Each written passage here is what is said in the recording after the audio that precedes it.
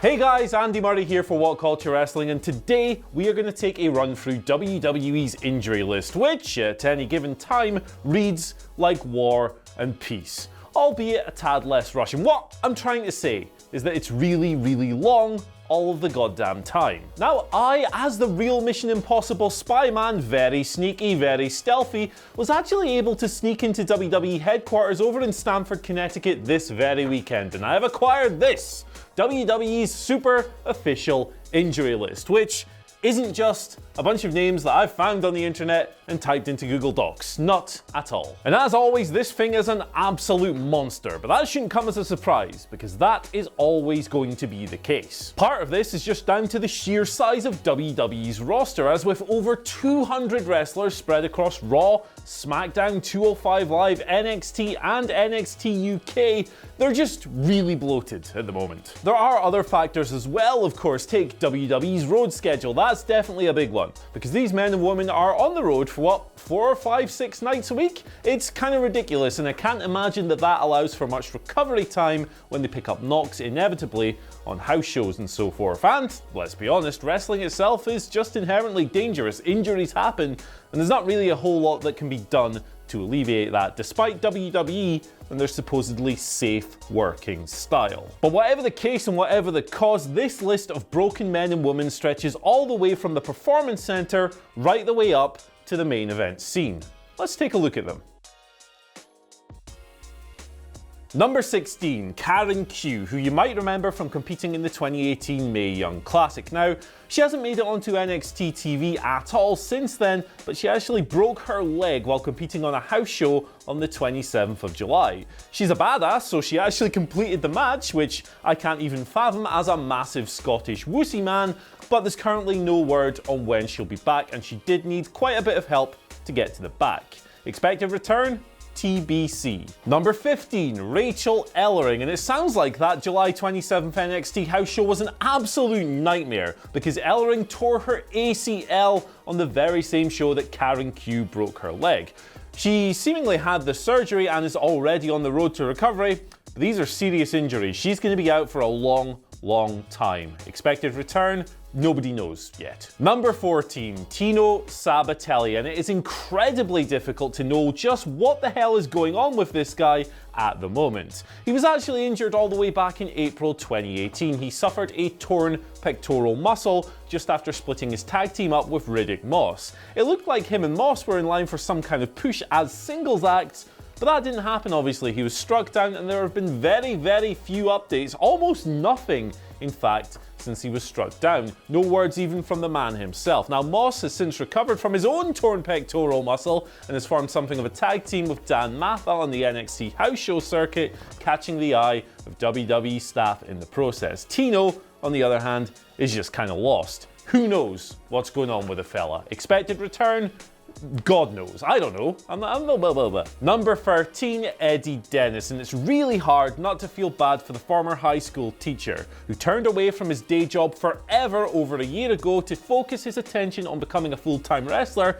He achieved that with WWE and NXT UK, but he suffered a torn pectoral muscle in April this year. The good news is that he does have a return date. We're expecting him back within the next few months, so it shouldn't be too much longer. Expected return, autumn 2019. Number 12, Dakota Kai, who tore her ACL back in December 2018. It came at the worst possible time. She was really starting to make a dent on NXT TV, being presented as this affable underdog babyface, and she had a really great bullying program with Shayna Baszler earlier that year. But she's been absent ever since. Now, the good news is that she's had the surgery, the recovery process is almost complete, and she has resumed running and some light gym work. So, won't be long before we see her again, and the NXT Women's Division, given how thin is currently looking after Shayna Baszler beat her latest challenger, Mia Yim, at TakeOver, could probably use her. Expected return? imminent. Number 11, Ruby Riott. And if any WWE stable has been decimated in 2019, it's the Riott Squad. Of course, in April, we had Liv Morgan being sent to SmackDown and then doing absolutely nothing as part of the Superstar shakeup. And then shortly after, Ruby unfortunately suffered a very serious shoulder problem. This has left Sarah Logan just kind of farting around on her own on main event. And the bad news is that Ruby isn't expected to return, until 2020. It's a big one, and she's got a long way to go. Expected return, early 2020. Number 12, Mickie James. Sidelined by an ACL tear back in June, the underused veteran is expected to be out, well, for bloody ages. This is going to be a long, hard recovery process for someone whose body, after so long in the business, probably has quite a lot of wear and tear on it. Expected return, April 2020. Number 9, Tamina, who suffered an unfortunate concussion on a 12th of July house show. She was teaming up with someone who I can't remember, Sarah Logan. There we go. It was Sarah Logan against Dana, Brooke, and Naomi, and unfortunately suffered a wayward knee to the back of the skull. She has been out ever since. She hasn't been cleared to return, and there's currently no word on when that actually happened, because it's a concussion. These things are rightly treated with the utmost severity in 2019, and they're extremely variable. She could return, I don't know, on the next week's episode of Raw or SmackDown, or it could be months away.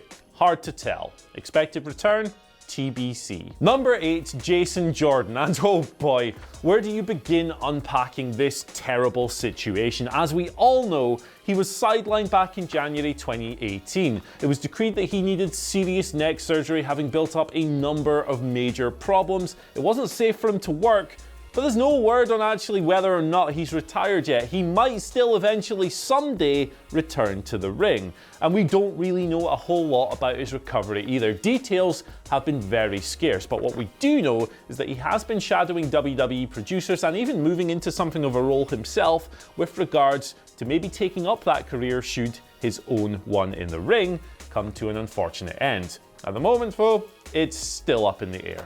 Expected return? Maybe never. Number 7, Jinder Mahal, who was last seen farting around in the fun as hell 24/7 title division. Now, Jinder suffered a torn patella back in June, but it hasn't hindered him at all because WWE handed him a bumper new 5-year contract just 11 days later. So he's being rebuilt by surgeons, he's being repaired and all that other stuff, and he'll be back within the next 4 to 5 months. So, expect a return sometime in early 2020. Number 6, Sheamus, who is in a very difficult position health-wise at the moment. If you recall, in 2017, it was revealed that he is suffering from spinal stenosis. That is the very same condition that led to the premature retirements of Edge and Steve Austin. Very worrying stuff, and we've had constant rumors that Sheamus may be forced to retire as a result of it ever since, but the problem he's currently sidelined with is a concussion. It was suffered shortly after WrestleMania 35 and he hasn't been seen since.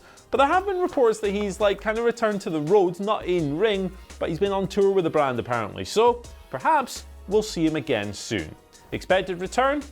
Imminent? Maybe? Number 5, Lars Sullivan. And if there's a WWE wrestler who's had a 2019 to forget, it's this guy. He has had a disastrous one. Of course, in January earlier this year, he had those unfortunate mental health issues that led to the delaying of his long advertised debut. Then he showed up, and all those terrible, problematic message board posts from the past were brought to the forefront again, leading ultimately to a $100,000 fine. And then, of course, WWE just straight up made a mess of his monster push in that terrible feud with the Lucha House Party. It hasn't gone well for Lars, and things got even worse in June when he was sidelined with a major injury. It's going to be a long time before we see him again.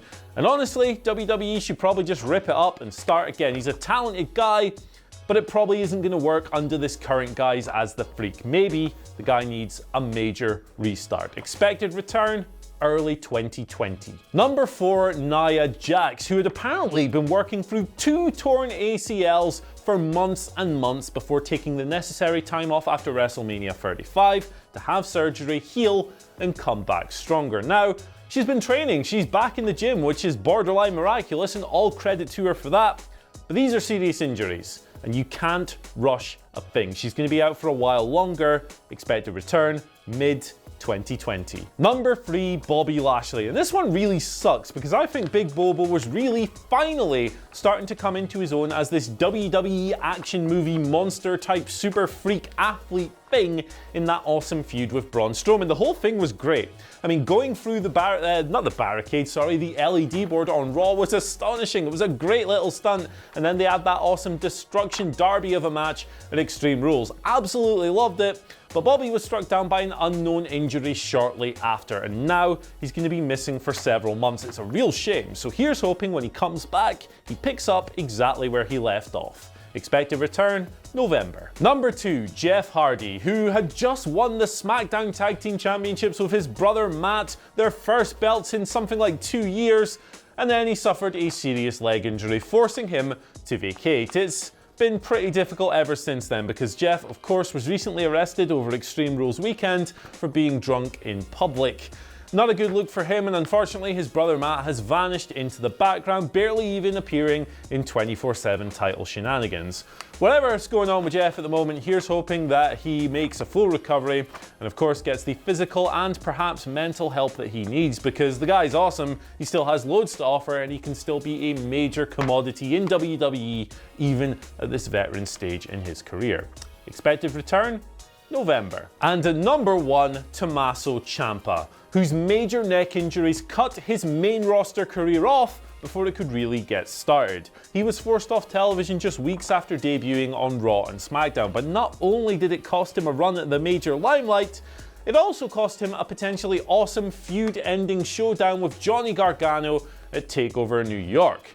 Now, because Tommaso Ciampa is hard as hell and is basically Lazarus, he has returned to the gym well ahead of schedule. We've all seen the footage and the pictures of him lifting weights, clanging and banging, looking great. There was actually a lot of speculation that he was going to return at NXT TakeOver the other weekend, or just a couple of days ago as I'm filming this, but it didn't come to pass. It's likely that his return is still a little ways away, but who knows? Maybe he'll show up very soon. Expected return? Unclear, but maybe imminent. So that's it, guys. Our latest run through WWE's Walking Wounded is complete. But as always, I want to know what you guys think. So head down to the comment section below. Tell me which of these names you miss the most, and what you want WWE to do with them when they return. Once you've done that, don't forget to like, share, subscribe, and ring the bell for notifications. And once you've done that, you can follow us on Twitter at WhatCultureWWE and myself at Andy H. Murray if you're into that kind of thing. Goodbye.